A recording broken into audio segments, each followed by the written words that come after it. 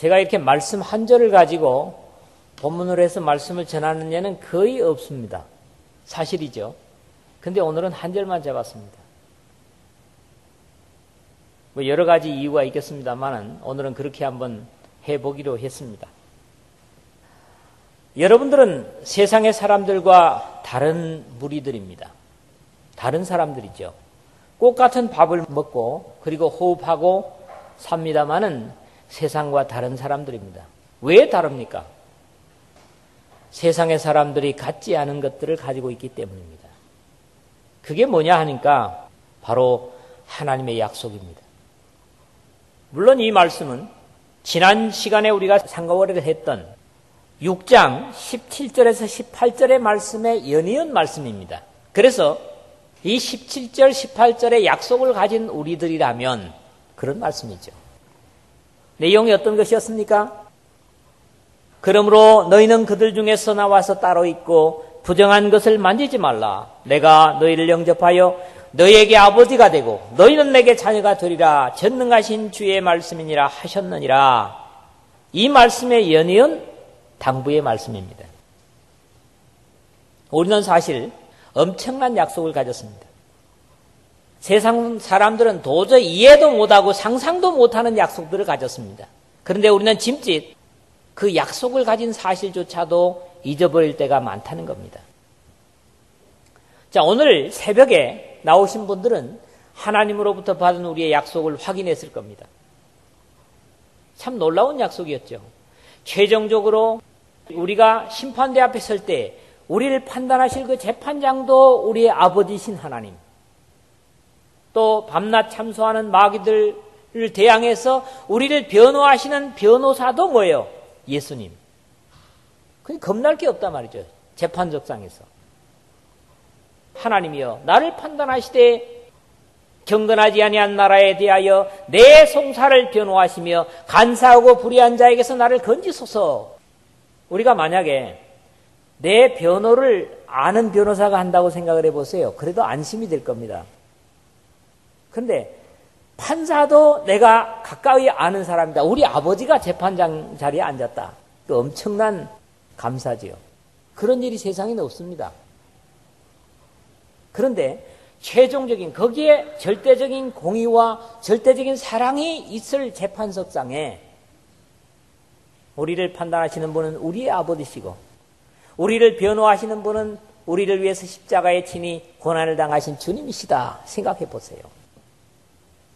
그래서 이 시편 기자는 나의 힘이 되신 하나님이시거늘. 우리의 힘이 어디서 온다고요? 우리의 힘은 우리의 건강에서나 세상에 잘 되는 것에서 오는 것이 아니라 나의 힘은 오직 하나님께로부터. 우리를 위해서 독생자를 기꺼이 십자가에 두신 그 하나님은 이제 아들을 주셨으니 어떤 것을 아끼시겠습니까? 우리에게 아낌없이 주시는 분이시죠. 그래서 우리의 힘은 바로 그 주님으로부터 온다고 하는 사실입니다. 그리고 최종적으로는 뭐예요? 주께서 계신 곳에 이르게 하실 것입니다. 죽음도 죄도 슬픔도 없는 영원한 희락과 기쁨이 있는 그 처소에까지 우리를 이끌어 주실 확신을 우리는 가지고 있는 것이죠. 그래서 나의 큰 기쁨이 하나님께 이르리이다. 결국 신앙의 삶이라고 하는 건 뭡니까? 기쁨입니다. 다른 어떤 대상도 갖지 않은 이 엄청난 하나님의 약속을 가진 우리가 어떻게 슬퍼하며 애통하며 힘겨워하겠습니까? 우리는 끊임없는 어떤 일을 당하든 어떤 형편에 있든지 큰 기쁨으로 하나님께 이르도록 우리를 이끄시는 겁니다. 그렇기 때문에 하나님께서 늘 우리와 함께 얼굴을 맞대듯이 가까운 관계 속에서 우리를 격려하시고 위로하시고 힘주시고 붙들어주시는 그 엄청난 복을 우리는 오늘 새벽에 확인을 했습니다. 우리는 십자가의 약속을 가진 자들입니다. 십자가의 약속이라면 뭡니까?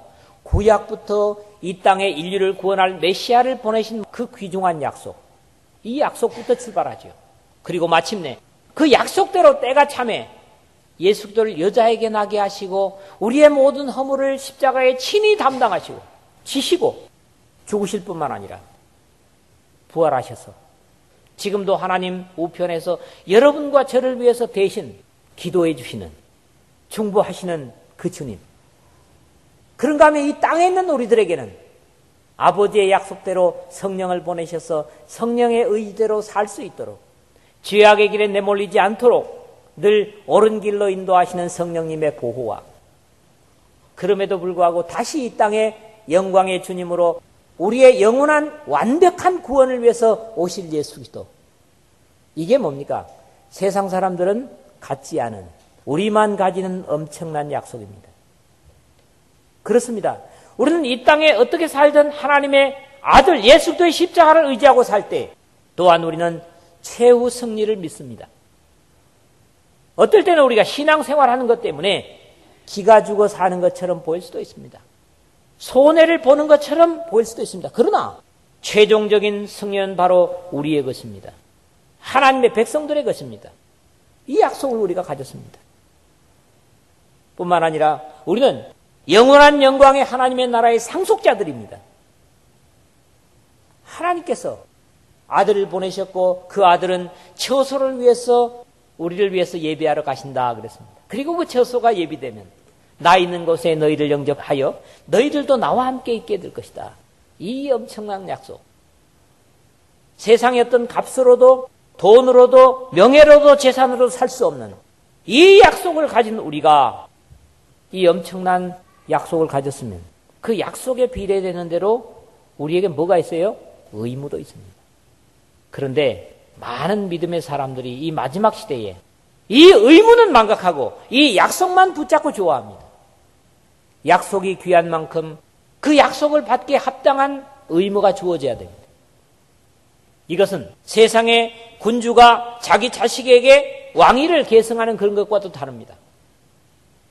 우리는 결국 하나님의 거룩한 약속을 받은 자들로서 그 약속을 지켜가고 우리의 것으로 끝까지 누리기 위해서 우리가 해야 될 일이 있는데, 그게 뭡니까? 오늘 바로 우리가 읽은 본문입니다. 의무를 해야 권리도 당연히 우리 것이 되는 거지요. 그래서 여러분들은 오늘 이 우리가 하나님의 거룩한 약속을 가진 자들로서 또 하나님께서 말씀하시기를 사랑하는 자들아 불리움을 받는 자처럼 거기에 합당한 우리의 삶의 모습을 한 3가지 정도로 생각을 하겠습니다. 첫째로는 오늘 말씀 그렇습니다. 그런즉 사랑하는 자들아, 이 약속을 가진 우리는 첫째 뭐예요? 하나님을 두려워하는 가운데서 그랬어요. 하나님을 두려워할 줄 알아야 됩니다. 이게 하나님을 두려워한다는 말이 뭐냐니까 phobos 그런 말입니다. 이 말은 본래 어떤 대상과 싸웠다가 완전히 패배를 당하고 갖는 공포감, 그런 겁니다. 이걸 우리가 어디서 보느냐 하니까 야복 강가에서 밤새껏 천사와 씨름을 하고 엉덩이뼈를 치기 때문에 다리를 절면서 뜨거운 햇볕이 뜨는 것을 보고 힘을 갖지 못하는 마치 야곱과 같은 그런 모습을 우리가 여기서 상상할 수가 있어요. 그래서 공포, 두려움, 무서움이라는 말입니다.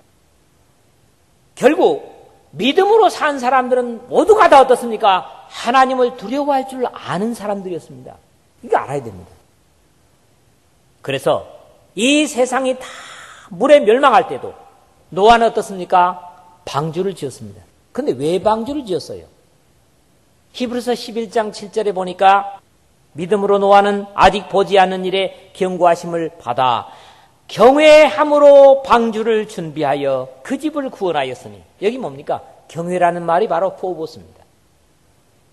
하나님을 두려워하는 까닭에 하나님을 두려워할 줄 알기 때문에 방주를 지었다는 겁니다. 그래서 자기 가족을 구원했다는 거예요. 그렇기 때문에 믿음의 위대한 사람들은 하나같이 하나님을 사랑하면서도 하나님을 두려워할 줄 아는 사람들이었습니다.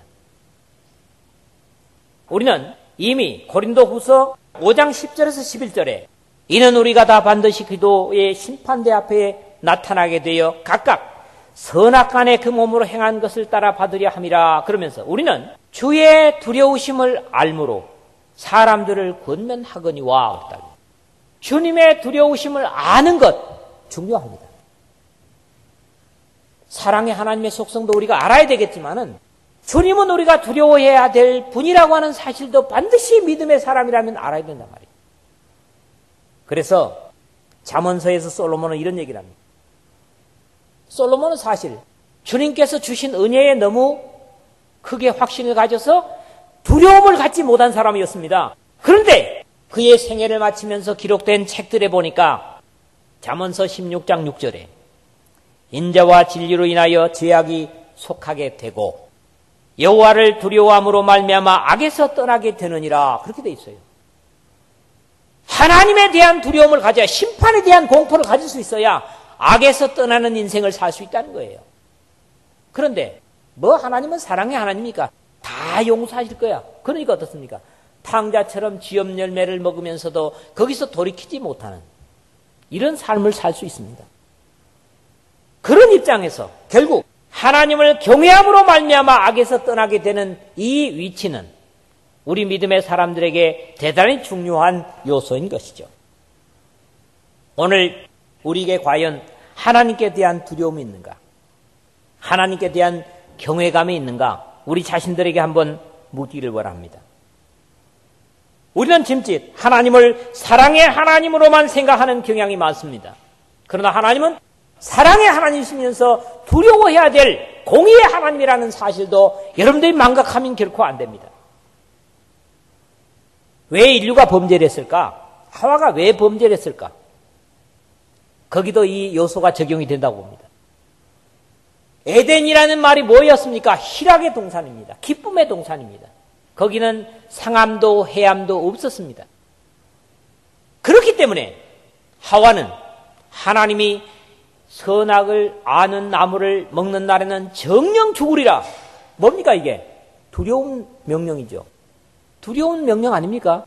정령 죽으리라. 그런데 희락과 기쁨의 동산에서 죽음이 뭔지도 몰랐고 하나님의 형벌이 뭔지도 몰랐습니다. 그렇기 때문에 그런 입장에서 마귀 사탄의 부추김에 넘어갔다는 거죠.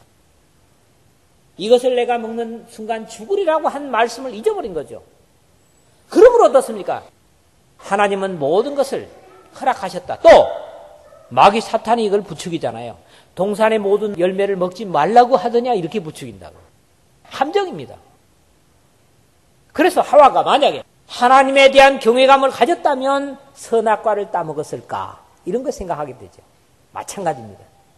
세상에서 구별된 무리, 거룩되게 따로 불러낸 무리, 그들이 바로 여러분이고 교회입니다.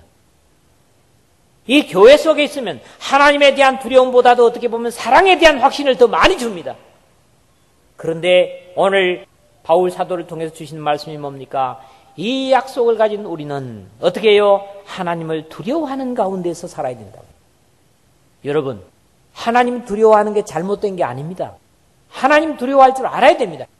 세상 사람들은 하나님 두려워할 줄 모르기 때문에 하지 말아야 될 일을 너무너무 쉽게 합니다. 그들은 어떻습니까? 하나님에 대한 경외감이 없어서 그렇습니다. 그런데 우리는 뭐예요?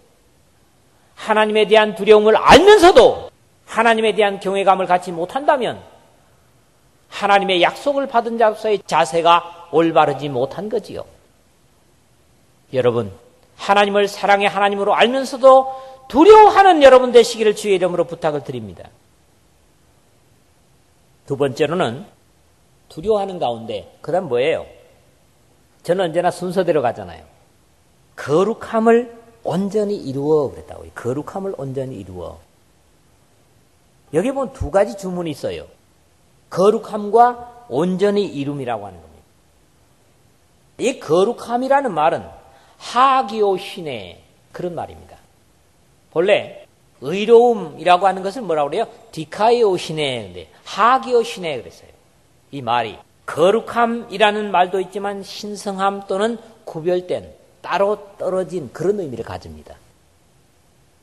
우리는 신성함을 이루어야 됩니다. 세상과 구별됨을 이루어야 됩니다. 그게 뭡니까? 교회입니다.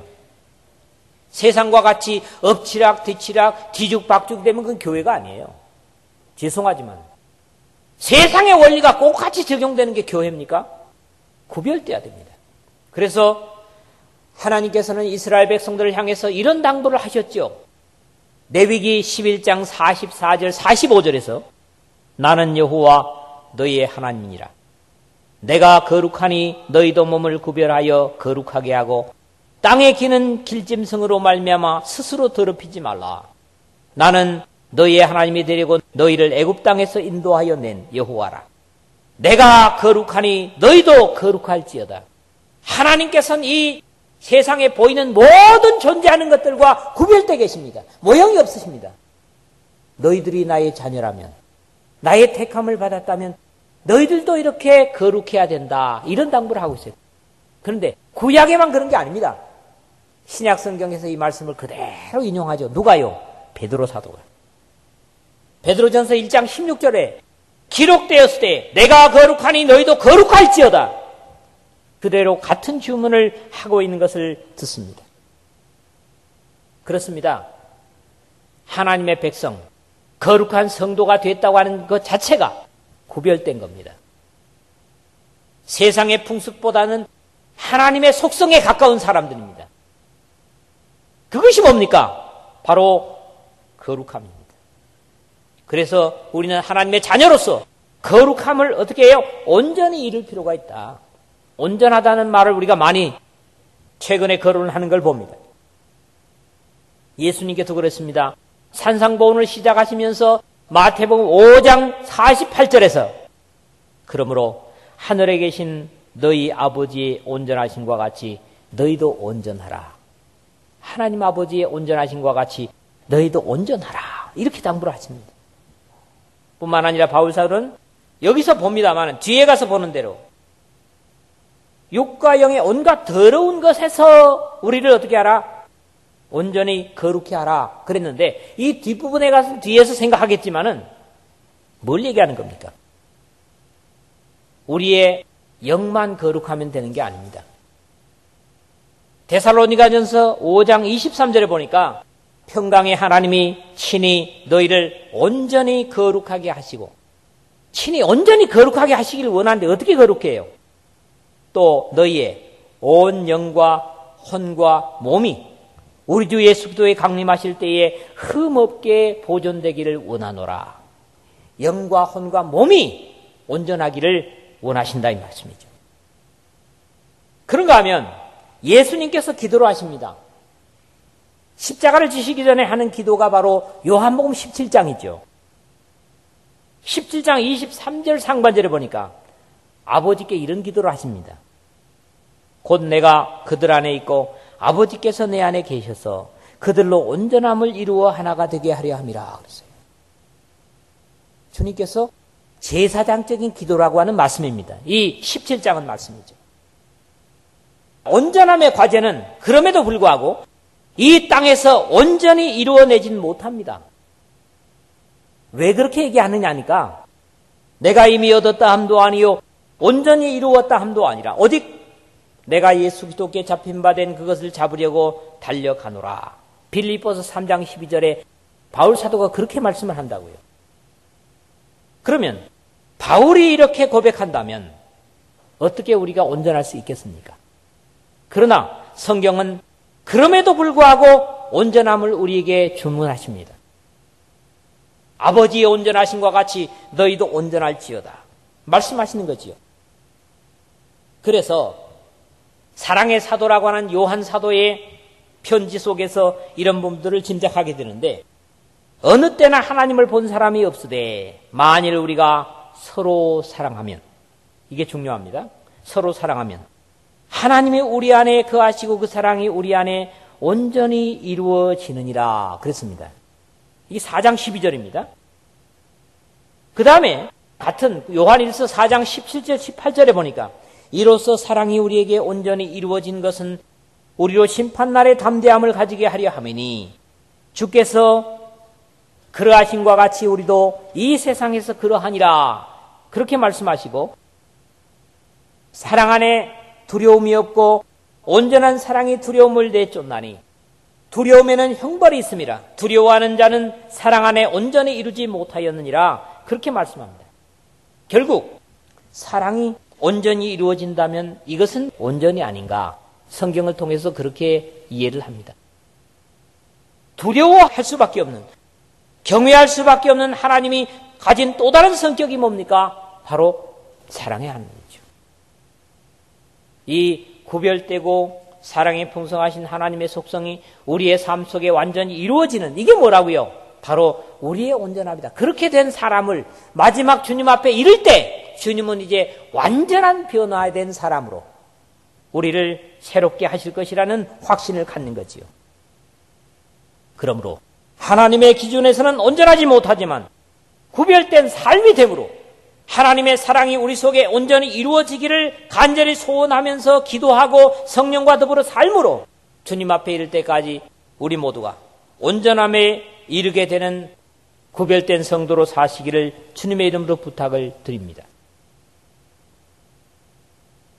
세 번째 마지막으로 거룩함을 온전히 이루어 이렇게 말씀하고 그 다음에는요.